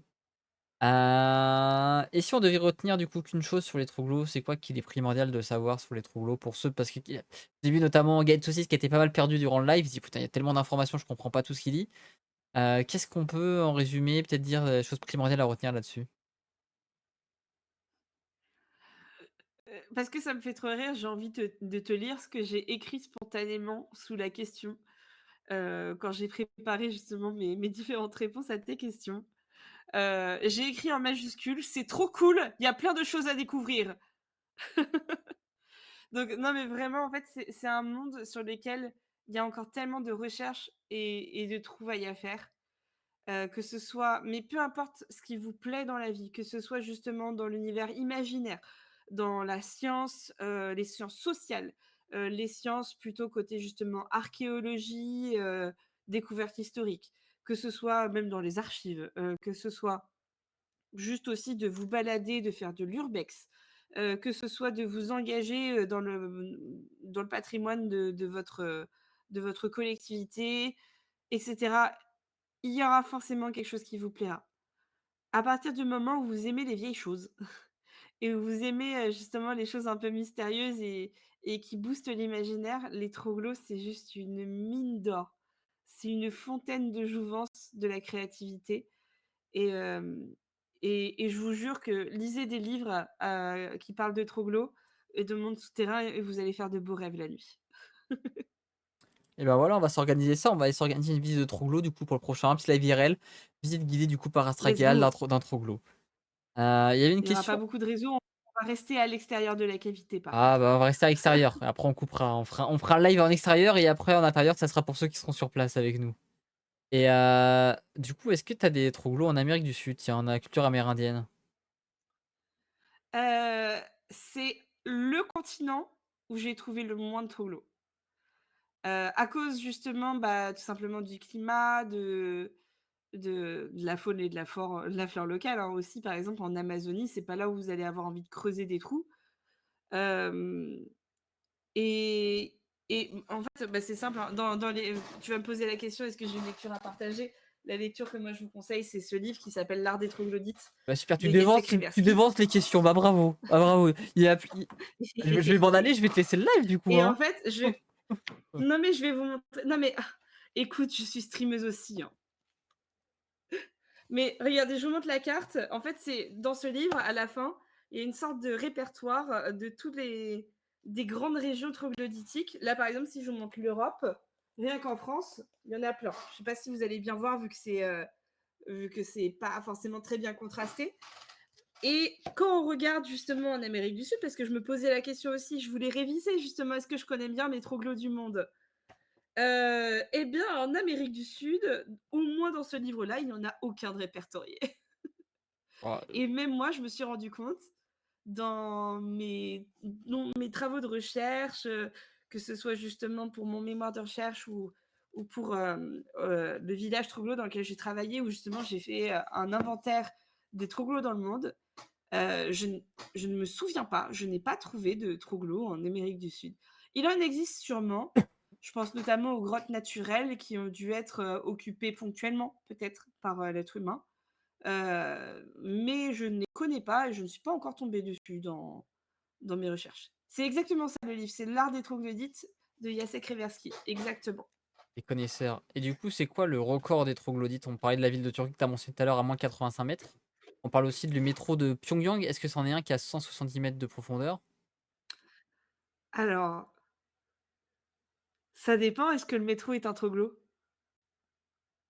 Est-ce que c'est un habitat? On habite vraiment dans le métro techniquement? C'est compliqué, je sais, Mais il j'avoue, a je sais pas pas. écouté ce que j'ai dit. Troglo, c'est pas forcément un habitat, Oui, c'est une zone de voyage, c'est une cavité qui a accueilli à un moment donné une activité sociale et humaine. Est-ce que les transports en commun, souterrains, en Ah, tout genre peuvent être et considérés comme des troglos? Moi, je vous pose la question. Je vous pose la est-ce question que à tu tous. socialises vraiment dans le métro? Question, en vrai, Bah, parce que c'est un espace que tu occupes, où il y a des pratiques particulières. mmh, Le simple fait de badger ton ticket de métro, par exemple. Il y a un patrimoine lié au métro, à la RATP. Ah, demande aux archives de la RATP. J'ai une amie qui y a ah travaillé, elle a été extrêmement heureuse. Il y a un tas de documentation, c'est un morceau d'histoire de Paris. et du coup les tu Non mets, mais Sibelle Pierre, la question je la pose pas que à Romain, je la pose à toi aussi. Alors, le métro, troglo ou pas troglo? donc le métro Troglo alors, le métro alors. Donc ça Bah, serait ça serait le plus profond du coup, il y en a d'autres qui sont encore plus profonds que celui-là? bon, juste pour vous donner, ma réponse, même si pour le coup elle est subjective, j'ai pas trouvé de réponse en fait à la question: «Est-ce que les métros peuvent être considérés comme des troglos?» Ça techniquement, ça devrait pouvoir être considéré comme des troglos, mais en fait, comme c'est une activité complètement à part, avec une architecture complètement à part, on peut, comme par exemple pour les carrières d'extraction, on peut éventuellement considérer ça comme un type d'architecture à part des troglos. Donc, l oui et non. Ça dépend de là, pour le coup, il y a pas de réponse officielle, donnée par des scientifiques et des chercheurs. Pour le moment, c'est comme vous voulez. Il y a Gaët Saucisse qui nous disait sur Métro Pyongyang, Troglobobo. voilà, ils font des bonnes vannes. Il y a Gaët Saucisse du coup sur Pyongyang, c'était, le métro, c'était quoi? C'était ah mince, c'est parti, c'était, ah mais attends, elle est partie la réponse, je l'avais. La déco, c'est des grands leaders, donc oui, c'est le refuge du peuple et des dirigeants suprêmes en cas de conflit. Voilà, très bonne réponse. Et oui, moi je suis encore une fois, je suis toujours même sur la phase ascendante, je suis toujours malade, donc mon cerveau est toujours à 40 à 50 de ses capacités, donc il faut pas trop m'en demander. Et puis en plus, je pense que mon cerveau était accaparé aujourd'hui pour tous les problèmes techniques qui ça fonctionnait très bien 5 minutes avant de lancer le live et ça a tout cassé quand je suis parti chercher mon thé. Revenu, j'avais plus de caméra. Je fais: «Ah, pourquoi la caméra est cassée?» Et après tout s'est cassé. Et bien, du coup, une question qui a été posée tout à l'heure aussi, que je trouvais intéressante, c'est du coup, comment toi tu t'es intéressé au troglo et comment on peut s'intéresser du coup au troglo? Bah, comme beaucoup de personnes qui sont devenues intéressées par ça, par hasard, en découvrant des troglos, littéralement. Hem, je me souviens, à peu près exactement quand c'est arrivé. J'étais en fait en stage au château de Montsoreau. Montsoreau qui a été le seul château de la Loire à avoir les pieds dans la Loire et qui est en fait en amont d'un village troglodytique dans la falaise. Et quand, j'ai bossé là-bas, c'était encore l'époque où le château était un château qui racontait l'histoire de la Loire, de la batellerie, des moulins, mais aussi des troglos. Et j'ai découvert le sujet en préparant mes visites, mais aussi en fait en voyant les troglos littéralement tous les jours. Et je trouvais ça trop joli. Et du coup, à un moment, je suis allée voir, et puis j'ai commencé à visiter un petit peu plus ce qui se passait justement dans le Saumurois.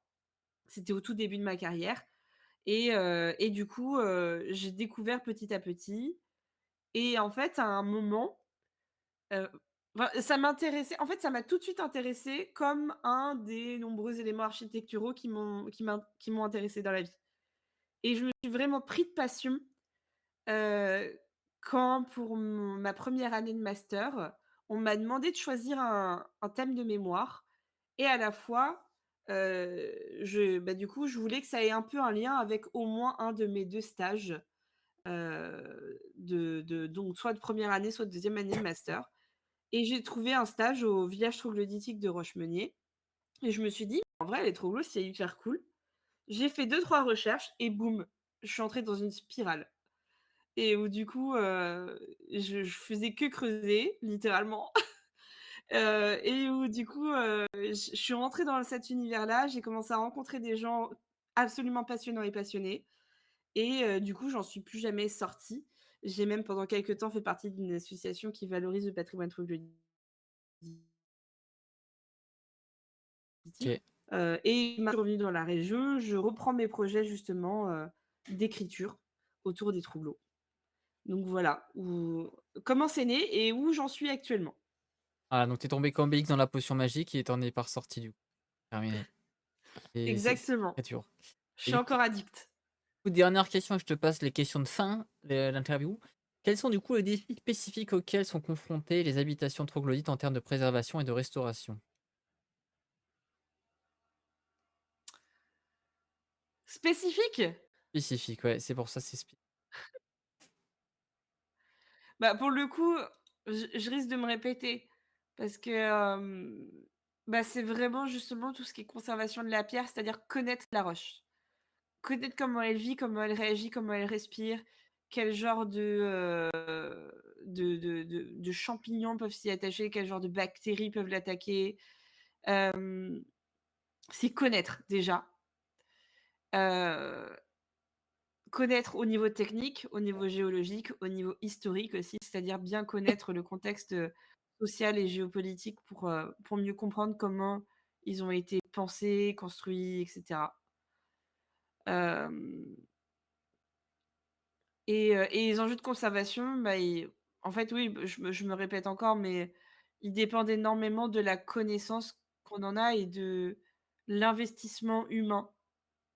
C'est-à-dire du fait de au bout d'un moment de se dire: «Bon, au bout d'un moment, on a quand même des milliers de kilomètres dans notre région, de troglos. Est-ce qu'on ferait pas un petit inventaire?» Alors du coup, je sais qu'il y a quelques années, quand je faisais mes recherches, il y avait un inventaire qui était en cours. Et je sais pas s'il a été fini, mais en tout cas, je l'ai jamais vu. C'est-à-dire qu'à ma connaissance, ils n'ont ne serait-ce que jamais valorisé cet inventaire. Ils ont travaillé sur le sujet, je sais pas où c'est. Je sais pas où ça en est. Est-ce que c'est fini? Est-ce qu'ils ont abandonné parce que c'était trop dur? Je sais pas. Donc ouais, les enjeux spécifiques de conservation, c'est ça, c'est connaître et persévérer parce que c'est vraiment un patrimoine vraiment compliqué à comprendre et à exploiter. Mais une fois qu'on est dedans, honnêtement, en fait, il suffit juste de se plonger dedans. Je vais faire une lettre, que je vais envoyer, à la conservation départementale du patrimoine. tu pourrais, ça pourrait être une bonne idée. Déjà beaucoup les amis, avant de faire aucune transition et passer aux questions de fin d'interview, si vous avez d'autres questions à poser, n'hésitez pas à les poser et si vous voulez réfléchir à un petit raid pour la fin, et ben, n'hésitez pas à proposer, ça. Est-ce que tu aurais une citation? Allez, Samuel Pierre, c'est le moment de poser tes questions de ChatGPT là. Voilà. Est-ce que tu as du coup une citation, un mantra de vie, rapport au Troglo qui t'inspire personnellement? Par rapport au troglo, j'ai eu envie de sortir tous les jeux de mots que je connaissais, par rapport à, continuer de creuser, de ce genre de choses. Ensuite, je suis partie sur une autre blague où j'ai voulu te dire, «Nec pluribus unpar», à nul autre pareil, qui est la devise de Louis XIV. Mais comme elle ne me correspond pas personnellement, j'ai quand même cherché une réponse sérieuse, qui est une citation que j'aime beaucoup d'Oscar Wilde, même si j'ai pas beaucoup d'attache, pour l'auteur en lui-même, c'est une citation qui me parle beaucoup. C'est: «Il faut toujours viser la lune, car même en cas d'échec, on atterrit dans les étoiles». Ah, j'aime beaucoup celle-là. Celle-là, allez, celle-là, Et j'aime bien. ouais, parce qu'elle retranscrit énormément mon état d'esprit et en fait, ça retranscrit même le pourquoi de je me suis lancée, dans Twitch et dans les projets dans lesquels je suis actuellement. C'est que, bah, je ne veux plus avoir peur de l'échec, que je prends l'échec justement comme une opportunité d'apprendre et que surtout, je veux viser loin et quitte à ce qu'on pense de moi que je suis trop ambitieuse. Parce qu'au moins, si je vise loin et ben j'aurai forcément un minimum ce que je veux et ce qui me paraît, important et ce que j'aime. Tu raison. Et ben, je valide à 200 le chat aussi. Est-ce que maintenant tu aurais une autre lecture à Mmh. partager? Tu vas devancer. Une autre lecture? Ou tu veux partager la même? Ah bah, j non, j'en ai une mais qui a rien à voir avec le enfin, ça a à voir avec l'art. C'est ma lecture du moment où j'ai été extrêmement contente de trouver ce livre, en librairie. Parce que c'est un essai en fait. Je sais pas si ça va l'afficher dans le bon sens. Hein? C'est «Pourquoi n'y a-t-il pas eu de grands artistes femmes?» de Linda, je sais pas comment ça se prononce, Nochlin, qui est un essai en fait sur, bah, pourquoi les femmes sont absentes, de l'histoire de l'art. Et c'est un sujet qui me passionne beaucoup en ce moment, que j'aborde beaucoup sur la chaîne aussi et qui plaît beaucoup à la communauté et j'en suis absolument ravie. parce que ça fait partie du genre de combat que je veux mener pour la culture et le patrimoine. C'est-à-dire de rendre leur place, aux femmes dans l'histoire de l'art, c'est-à-dire, la même place que celle des hommes. OK, top. Est-ce que tu aurais maintenant un petit podcast à nous conseiller? Alors, honte sur moi, mais je suis pas très podcast. Mais j'en ai quand même trouvé un que j'ai découvert récemment et surtout de personnes, dont j'ai fait la connaissance récemment et qui sont absolument passionnants et qui ont plein, plein, plein de projets, justement dans la valorisation du patrimoine. C'est un podcast qui s'appelle Paroles de patrimoine, et qui se en fait, ce sont 2 filles, c'est Léa et Azélie, qui valorisent beaucoup, justement, le patrimoine, essentiellement rural.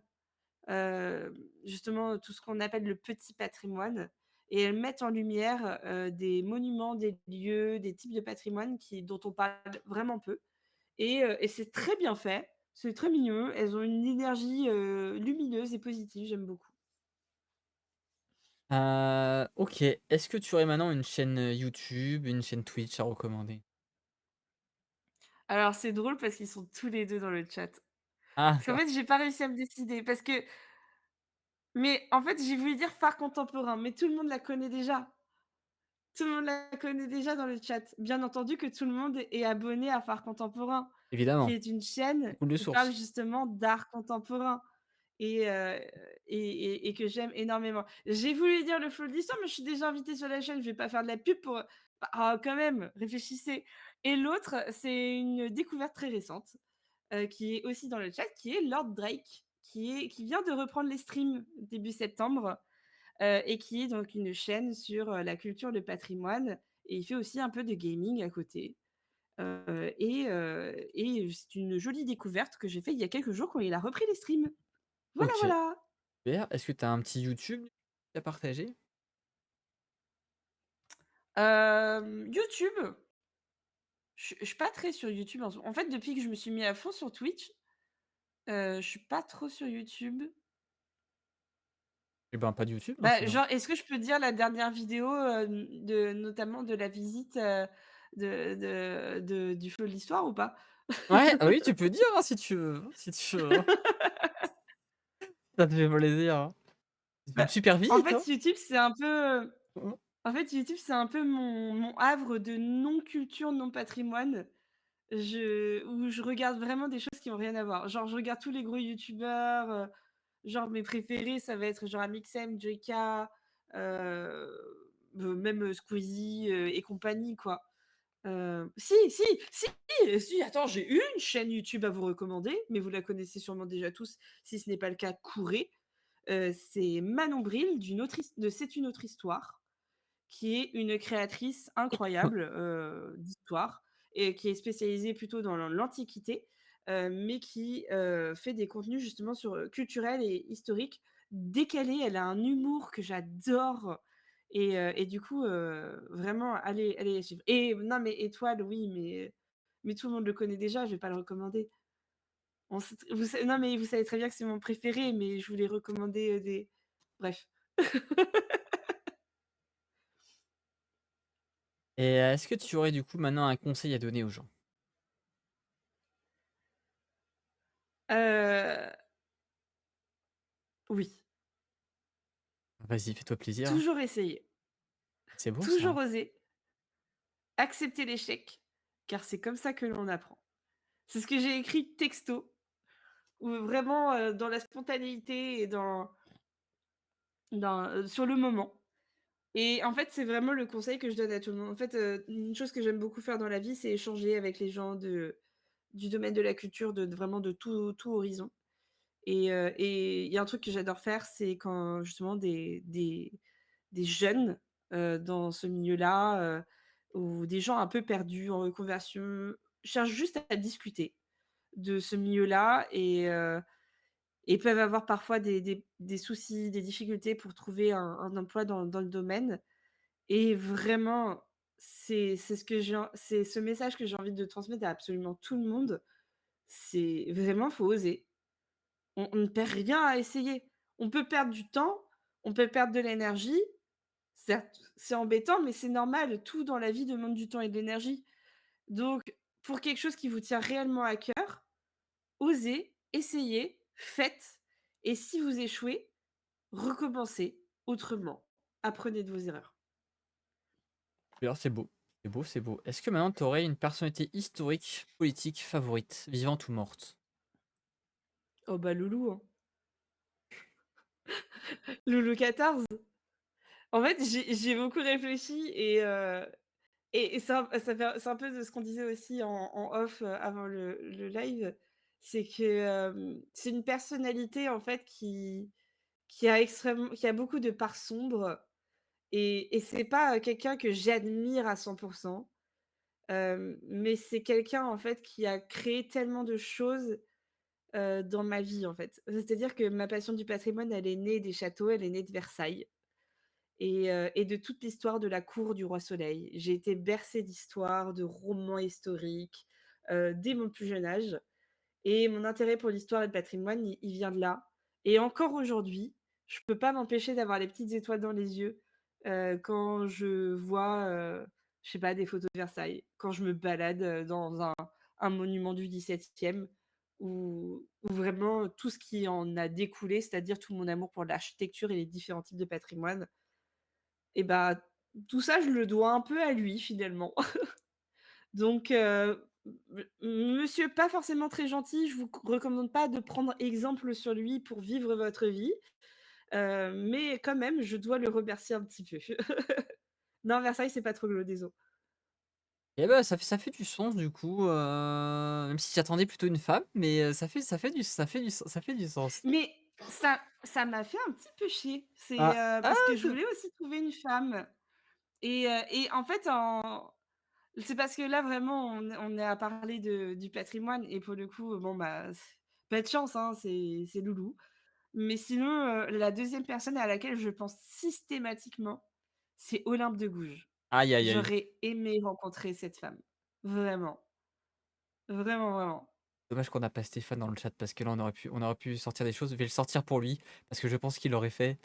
Attendez, attendez, faut que je retrouve, la bonne Olympe de Gouges qui a écrit la déclaration des droits de la femme Tout à fait et de la citoyenne.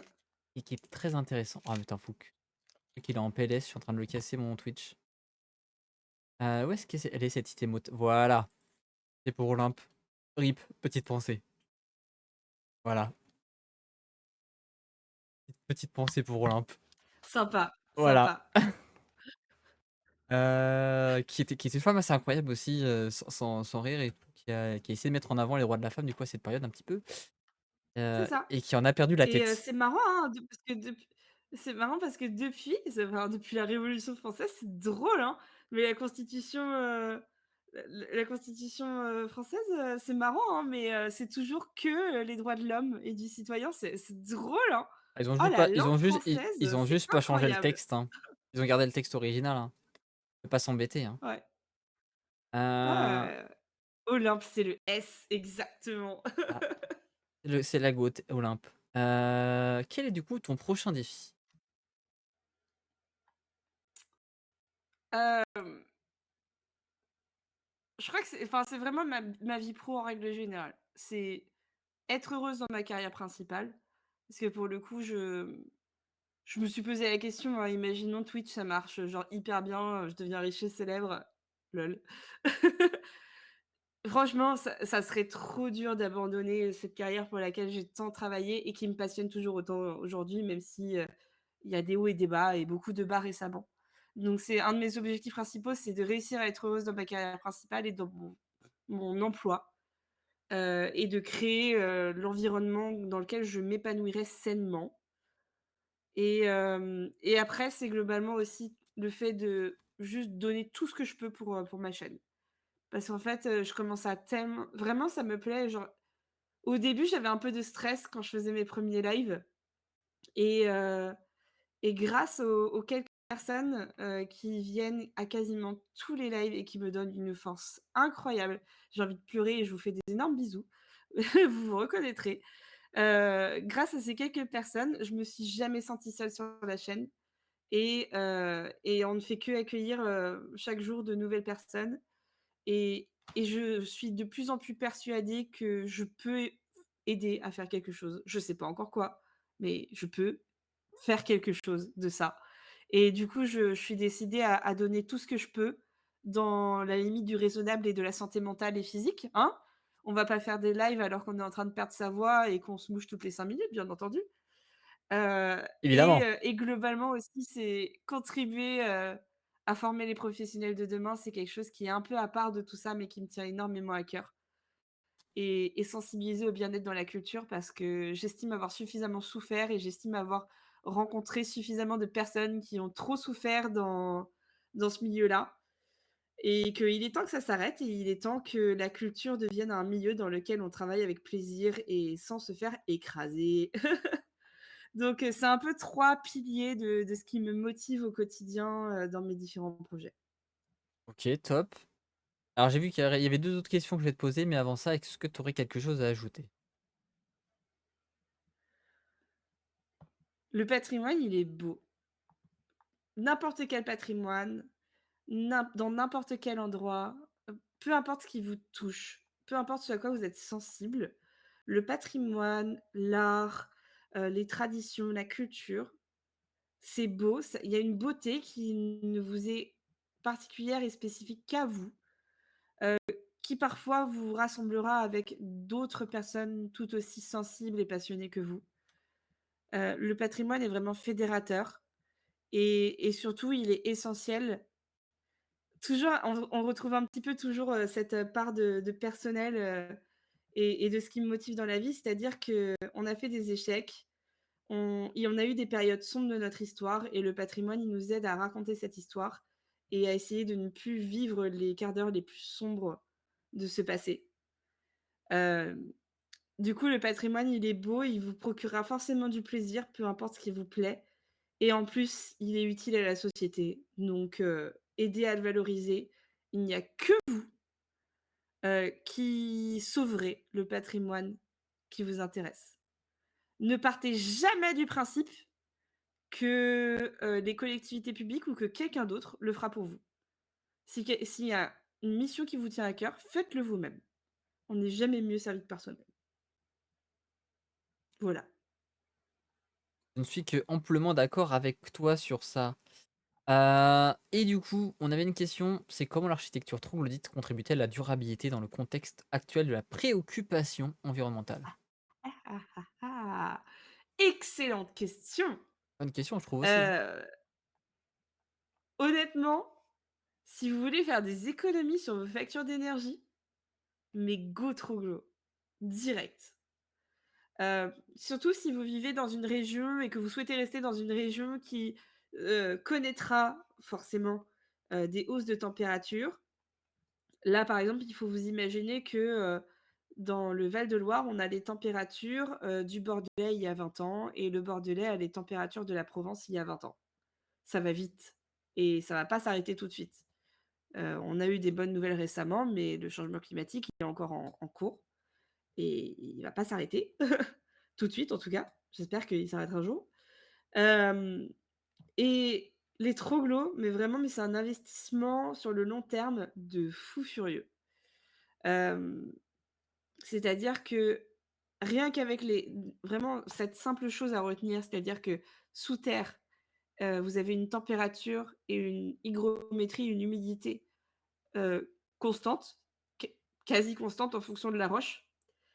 Vous vous retrouvez avec un logement dans lequel vous n'aurez quasiment pas besoin de chauffage et pas besoin de clim, puisque la terre régule la température pour vous.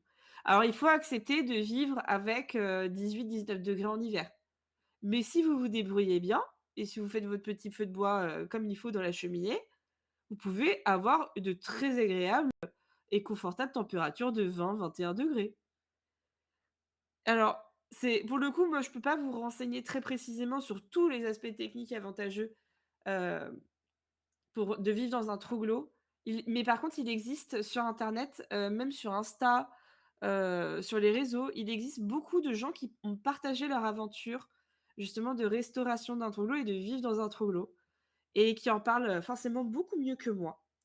Il y a des experts aussi, qui en parlent beaucoup mieux que moi. mais c'est c'est pas l'avenir parce qu'il y a plein d'autres technologies forcément qui répondront à nos futurs besoins, mais c'est un énorme potentiel. La Terre pour moi, c'est le charbon. Et, et ben, du, Troglo is the new Bitcoin. et ben, du coup, pour enchaîner sur cette belle question, alors question une bonne question pour finir. Est-ce que tu es dans un troglo et est-ce que tu aimerais vivre dans un troglo?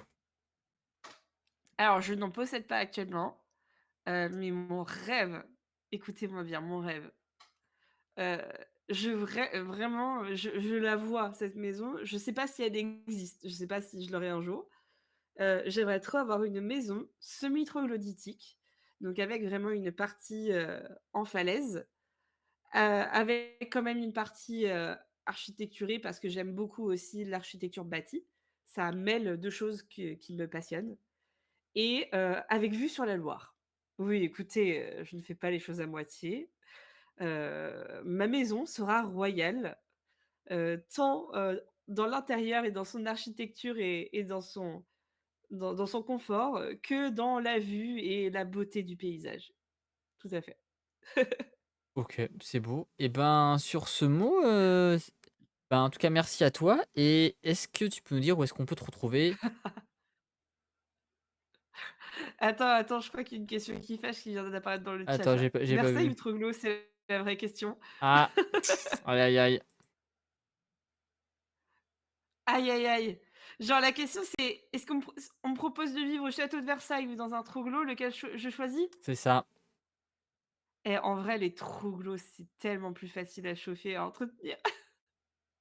Ah bah ça, c'est sûr, hein. Désolé Versailles, ce sera les Troglos.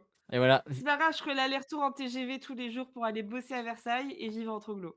Let's go. Du coup, Versailles 0, Troglo 1. Et du coup, moi, j'ai remis le lien de ta chaîne, du coup, pour ceux qui veulent suivre, même si je pense qu'il y a beaucoup qui connaissent déjà. Mais ça Merci. sera remis dans les autres. Est-ce que, du coup, tu me dis où est-ce que tu veux qu'on te retrouve? Sinon, où est-ce que tu...